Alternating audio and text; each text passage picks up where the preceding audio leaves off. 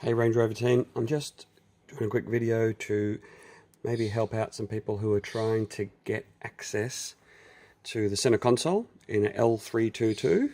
Mine's a model year 05 Range Rover, full fatty. If you're trying to get access to either the Immobiliser, which is the white box there, or the ignition, which is there, you don't pull off this side panel here.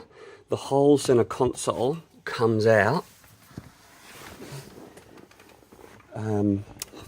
like this. It's actually one big piece. Now all you have to do is lift it this far to get access to the ignition through here, and you do not have to take off all these heater controls like I've done. It was a bit of a waste of my time, but there are some secret screws to getting this out. Now you'll see that here there are a couple of sort of secret screws on the inside here which look like they have to come out, but they don't. All they do is hold the side panels on, and you don't need to take the side panels off. So the secret screws, which are really hard to find when you're taking this beast out, is in here. So hopefully you can see that. I'll just zoom out a bit. So in here, which this is where the ignition switch is, I've got a right hand obviously, there, and obviously next to the 12 volt port in there. There's two screws in there, hex like all the rest of them, and sorry, they're not hex, they're Torx screws.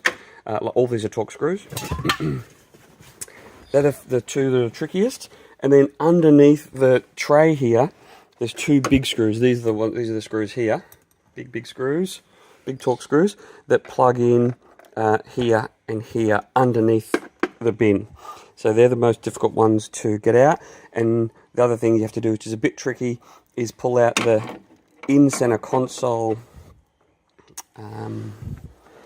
12 volt port, which normally sits inside here under the box.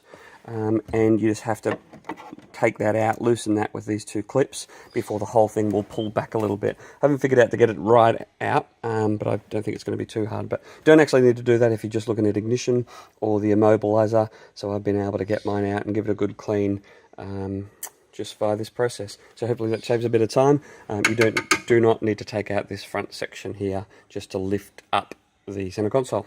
Hope that helps you out. Happy to answer some questions if you want.